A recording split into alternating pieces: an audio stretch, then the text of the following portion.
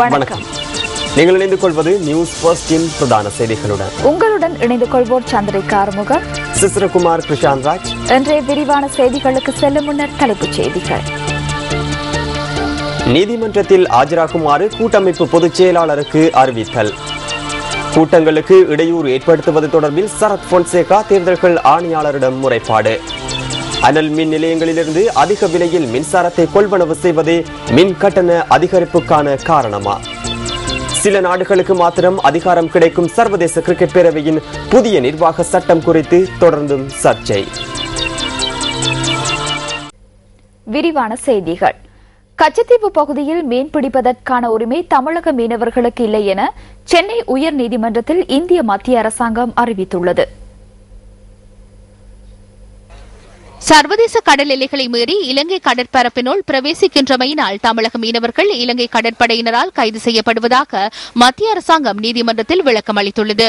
இலங்கை கடற்படையினரால் தமிழக மீனவர்கள் கைது செய்யப்படுவதை தடுத்து அவர்களை பாதுகாப்பதற்கான உத்தரவை பிறப்பிக்க கோரி சென்னை உயர்நீதிமன்றத்தில் மீனவர்கள் பாதுகாப்பு நல சங்கத்தின் தலைவர் LDA பீட்டர் ராயன் பொதுநல மனு ஒன்றை தாக்கல் செய்தார்.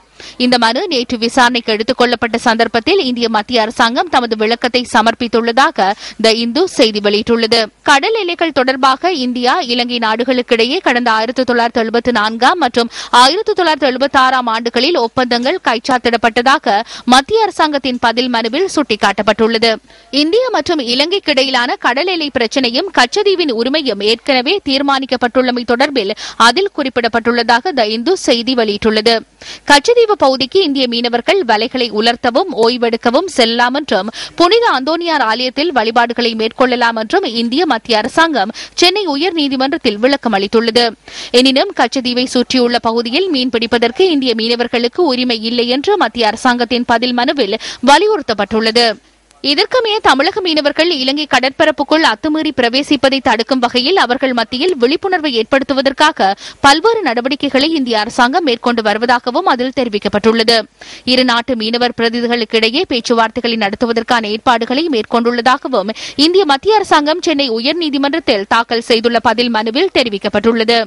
இதேவேளை இலங்கை இந்திய மீனவர் பிரதிநிதிகளுக்கு இடையிலான பேச்சுவார்த்தை எதிர்வரும் 27ஆம் தேதி சென்னையில் ஆரம்பமாக உள்ளமை குறிப்பிடத்தக்கது. நாட்டின் மின்சார தேவையின் 70% அதிகமானதை அனல் மின் உற்பத்தி மூலம் பூர்த்தி செய்ய வேண்டிய நிலை ஏற்பட்டுள்ளது. இந்த பின்புலத்தில் மின் கட்டணத்தை மீண்டும் அதிகரிப்பது தொடர்பில் கவனம் செலுத்த வேண்டியுள்ளதாக தேசிய மின் பாவனையாளர்கள் ஒன்றியம் தெரிவித்துள்ளது. நுரைச்சோலை, புதிய லட்சப்பான, கெனியன் மற்றும் கலனிதிசு ஆகிய மின் உற்பத்தி நிலையங்களின் ஒரு பகுதி தொடர்ந்தும் செயலிழந்து காணப்படுகின்றது. இதன் காரணமாக தேசிய மின் கட்டமைப்பில் 515 மெகாவாட் மின்சாரத்தை இழந்துள்ளது.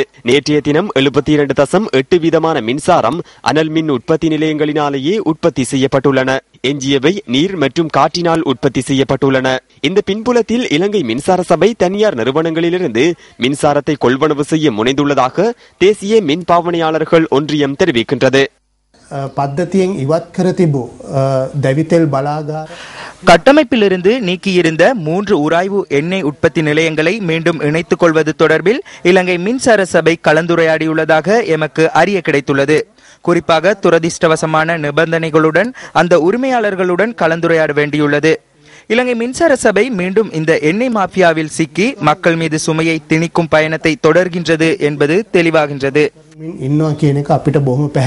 தொடரும் நிலைமையின் கீழ் இலங்கை மின்சார சபையின் திட்ட வரைவும் பிரச்சனையாகவே உள்ளதாக தேசிய மின் பாவனையாளர்கள் ஒன்றியம் சுட்டிக்காட்டுகின்றது. 38 பில்லியன் ரூபாய் நட்டம் அடைந்ததாகவே கடந்த வருடம் அந்த சபை திட்ட வரைவை தயாரித்தது. எனினும் கடந்த வருடம் எமக்கு கிடைத்த அதிக மழைவீழ்ச்சி காரணமாக 6000 மெகாவாட் மின்சாரத்தை உற்பத்தி செய்ய முடிந்தது. ஆனால் 19 பில்லியன் ரூபாய் நட்டமே ஏற்பட்டது. அதாவது 19,000 கோடி ரூபாவாகும். பொய்யான திட்ட வரைவின் மூலம் பாவனையாளர்கள் மீது அதிக சுமையை சுமத்தவே இலங்கை மின்சார சபை கடந்த காலங்களில் முயற்சி செய்தது.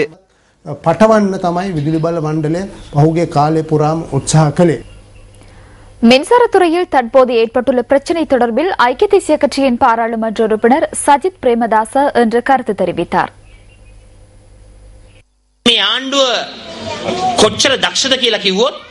தற்போதைய அரசாங்கத்தின் திறமையால் 7 மின் உற்பத்தி நிலையங்கள் செயலிழந்து போயுள்ளன. இது சதி என ஆளும் கட்சியின் அமைச்சர்கள் இருவர் கூறுகின்றனர். அவ்வாறெனில் இது சர்வதேச சதியா அல்லது இந்த மின் உற்பத்தி நிலையங்களை மூடியது பாங்கி மூனா நவநீதம் பிள்ளையா என்பதனை நான் அவர்களிடம் கேட்க விரும்புகின்றேன். இதற்கு பவித்ரா வன்னியாராச்சி பொறுப்பு கூற வேண்டும் என்பதனை கூற வேண்டும். 700 மெகாவால்ட் மின்சாரம் தற்போது நமது நாட்டிற்கு கிடைக்காமல் போயுள்ளது. இவ்வாறு இருக்கையில் ஒரு நாளைக்கு 1800 மெகாவாட்ஸ் மின்சாரம் தேவைப்படுகின்றது. இந்த பற்றாக்குறையை யார் நிவர்த்தி செய்வது? தனியார் துறையிடமிருந்தே பெற்றுக் கொள்கின்றனர். பாரிய தொகைக்கே ஒரு யூனிட் மின்சாரத்தை வழங்குகின்றனர். இதன் மூலம் மின்சார சபை அதிகாரிகளுக்கும் குறித்த அரசியல்வாதிகளுக்கும் பணம் செல்கின்றது. இதுதான் உண்மை நிலை. அதே போன்று உண்மைகளை மூடி மறைக்க 2 அமைச்சர்களின் குழு அமைத்து போலியான விசாரணைகளை முன்னெடுக்கின்றனர்.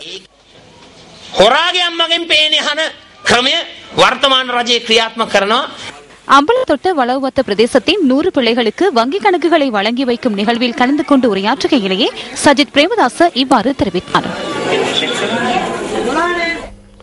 ஆலயங்களின் புனித தன்மையை பாதுகாக்குமாறு வலியுறுத்தி சர்வதேச இந்து குருமார்கள் ஒன்றியத்தின் ஏற்பாட்டில் வாகன ஊர்வலம் ஒன்று யாழில் இன்று இடம்பெற்றது. ஓம் நமச்சிவாய ஆன்மீக வாகன ஊர்வலம் என்ற பெயரில் இந்த ஊர்வலம் ஏற்பாடு செய்யப்பட்டிருந்தது. சாவகச்சேரி, வேலனை, சுன்னாகம் மற்றும் சித்தங்கேணி ஆகிய இடங்களிலிருந்து வாகன ஊர்வலங்கள் யாழ்ப்பாணம் பன்னார்பண்ணை வைத்தீஸ்வரன் ஆலயத்தை வந்தடைந்தன. இதனையடுத்து வைத்தீஸ்வரன் ஆலயத்தில் இடம்பெற்ற விசேட பூஜை வழிபாடுகளை அடுத்து இன்று முற்பகல் 11 மணி அளவில் குறித்த ஆன்மீக பேரணி ஓம் நமசிவாய மந்திர உச்சரிப்புடன் காங்கேசன்துறை வீதியூடாக கீரிமலை நகுலேஸ்வரம் ஆலயத்தை சென்றடைந்தது. இந்த ஊர்வலத்தின் போது பொதுமக்களிடமிருந்து சேகரிக்கப்பட்ட ஓம் நமசிவாய பிரசுரங்கள் கீரிமலையில் விசேட பூஜைகளுக்கு வைக்கப்பட்டதாக எமது செய்தியாளர் குறிப்பிட்டார். ஆலயங்களிலே புனிதத்தன்மைகள் மேம்படுத்தப்பட வேணும், களவுகள் இல்லாமல் செய்ய வேணும், மக்கள் ஒவ்வொருவருடைய மனங்களிலேயும் ஆன்மீகம் நிறைந்தொழுக வேண்டும். ஆலயங்கள் இடிக்கின்ற சம்பவங்கள், ஆலய விக்கிரகங்கள் திருட்டு போகின்ற சம்பவங்கள் எல்லாம் நிறுத்தப்பட வேண்டும் என்று வலியுறுத்தி சர்வதேச இந்து மத குருமார்களினாலே இந்த ஆன்மீக ஓம் நம சிவாய பவனி ஆரம்பமாகி நடைபெற்றுக் கொண்டிருக்கின்றது. மன்னார் திருக்கேதீஸ்வரம் பகுதியில் அடையாளம் காணப்பட்ட மனித புதைக்குழியிலிருந்து இதுவரையில் மீட்கப்பட்டுள்ள மண்டையோடுகள், எலும்புக்கூடுகள் மற்றும் மனித எச்சங்களை பாதுகாப்பான இடத்தில் களஞ்சியப்படுத்தி வைக்குமாறு உத்தரவு பிறப்பிக்கப்பட்டுள்ளது. மனித புதைக்குழியின் அகழ்வு பணிகளை மேற்பார்வை செய்யும் மன்னார் நீதவான் ஆனந்தி கனகரத்னம் இன்று இந்த உத்தரவை பிறப்பித்துள்ளார். மனித புதைக்குழியிலிருந்து இதுவரை 43 மண்டையோடுகளும் 10 மனித எலும்பு கூடுகளும் மீட்கப்பட்டுள்ளன. இதேவேளை மனித புதைக்குழி தொடர்பில் விசாரணைகளை மேற்கொள்வதற்கு கொழும்பிலிருந்து மன்னாருக்கு சென்ற 6 பேர் அடங்கிய குற்றப்புலனாய்வு அதிகாரிகள் குழு இன்று தமது கடமைகளை பொறுப்பேற்றுள்ளதாக போலீஸ் ஊடக பேச்சாளரும் சிரேஷ்ட போலீஸ் அத்தியட்சகருமான அஜித் ரோகன குறிப்பிட்டார்.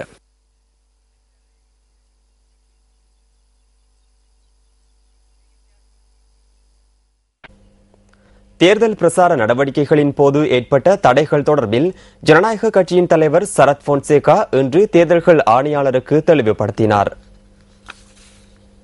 தேர்தல்கள் செயலகத்தில் தேர்தல்கள் ஆணையாளரை சந்தித்த சரத் பொன்சேகா பின்னர் ஊடகங்களுக்கு கருத்து தெரிவித்தார். கூட்டங்களை நடத்துவதற்கு இடங்களை கேட்டால் உள்ளூராட்சி மன்றங்கள் அதனை தர மறுக்கின்றன. வேறு எந்த கட்சிக்கு வழங்கினாலும் ஜனநாயக கட்சிக்கு வழங்குவதில்லை என சில உள்ளூராட்சி மன்றங்களின் தலைவர்கள் நேரடியாகவே கூறுகின்றனர். இது தொடர்பில் நாம் மனித உரிமை ஆணைக்குழுவிலும் முறைப்பாடு செய்துள்ளோம். இந்த நாட்டில் நிலவும் சர்வாதிகார நிர்வாகத்தின் பிரதிபலன்களே இவை. எனவே இவை ஜனநாயகத்திற்கு விடுக்கப்படும் அச்சுறுத்தலாகும். கொழும்பு மாவட்ட நீதிமன்றத்தில் பிப்ரவரி மாதம் 7ஆம் தேதி ஐக்கிய மக்கள் சுதந்திர கூட்டமைப்பின் பொதுச் செயலாளர் அமைச்சர் சுசில் பிரேமஜயந்தவை ஆஜராகுமாறு நீதிமன்றம் இன்று அறிவித்தல் பிறப்பித்துள்ளது. உகன பிரதேச சபையின் தலைவரினால் தாக்கல் செய்யப்பட்ட மனுவை விசாரணைக்கு எடுத்துக் கொண்ட போதே இந்த உத்தரவு பிறப்பிக்கப்பட்டுள்ளது. வரவு செலவு திட்டம் தோற்கடிக்கப்பட்டமையினால் தன்னை பதவியிலிருந்து நீக்குவதற்கு தேர்தல்கள் ஆணையாளர், தெரிவத்தாட்சி அதிகாரி ஆகியோருக்கு அறிவிப்பதனை கூட்டமைப்பின் பொதுச் செயலாளர் தவிர்த்துக் கொள்ள வேண்டும் என உகன பிரதேச சபை தலைவரினால் மனு ஒன்று தாக்கல் செய்யப்பட்டது.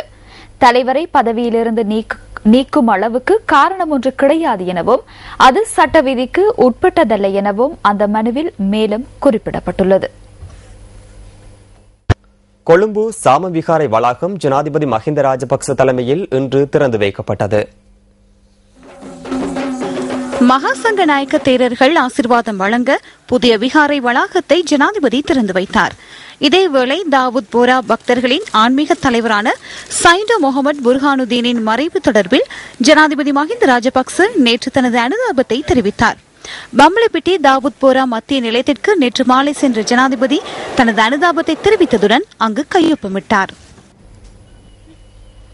கிளிநொச்சி இரணைமட குளத்திலிருந்து யாழ்ப்பாணத்துக்கு குடிநீரை விநியோகிக்கும் திட்டம் தொடர்பிலான மற்றொரு கலந்துரையாடல் கிளிநொச்சி மாவட்ட செயலகத்தில் இன்று நடைபெற்றுள்ளது. மாவட்ட அரசாங்க அதிபர் தலைமையில் இன்று நடைபெற்ற கலந்துரையாடலில் கிளிநொச்சி மாவட்ட விவசாய அமைப்புகளின் பிரதிநிதிகளும் கலந்து கொண்டிருந்தனர்.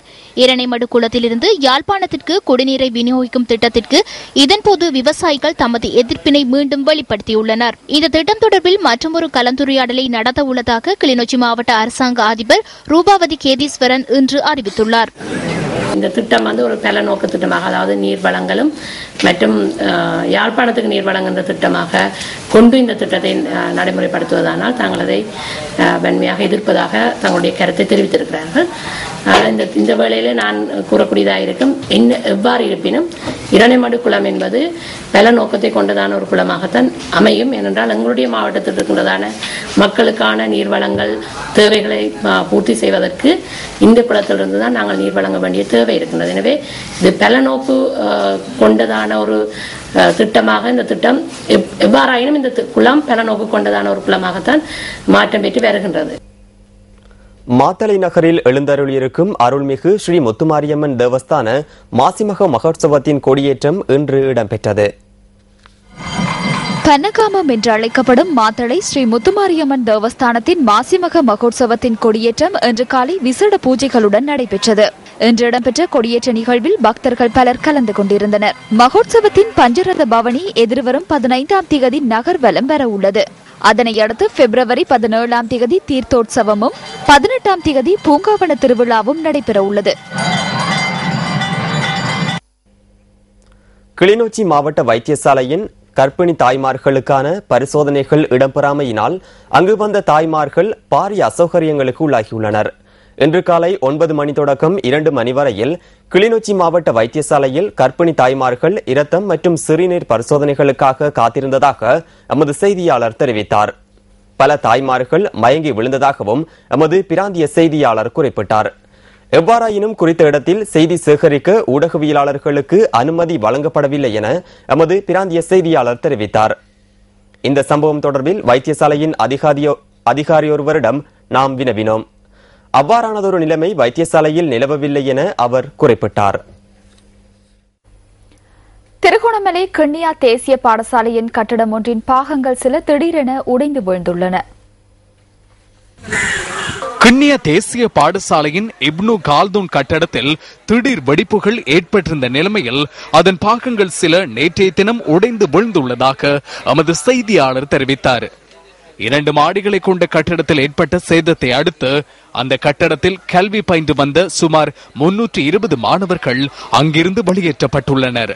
இவ்வாறு வெளியேற்றப்பட்ட மாணவர்கள் மரநிழலில் கல்வி பயின்று வருவதாக எமது செய்தியாளர் குறிப்பிட்டார்.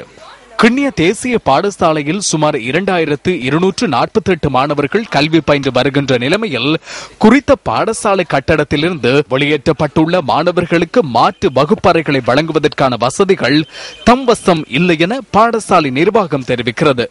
மாணவர்களுக்கான கற்றல் செயற்பாடுகளை முன்கொண்டு செல்ல முடியாத அளவுக்கு கட்டட தட்டுப்பாடு உள்ள இந்த கிண்ணியா மத்திய கல்லூரியிலே தற்போது ஒரு வகுப்பறை கட்டடம் பாவிக்க முடியாத அளவுக்கு சேதமடைந்திருப்பது என்று நாங்கள் மிகவும் மனமருந்துகின்றோம். மாணவர்களை எங்கு கொண்டு எவ்வாறு கற்றல் கற்பித்தல் செயற்பாடுகளுக்கு உட்படுத்துவது என்று தெரியாத அளவுக்கு நாங்கள் இப்போது தள்ளாடி கொண்டிருக்கின்றோம். இந்த கட்டட பிரச்சினை காரணமாக தமது கல்வி நடவடிக்கைகள் பாதிக்கப்படுவதாக மாணவர்கள் சுட்டிக்காட்டுகின்றனர்.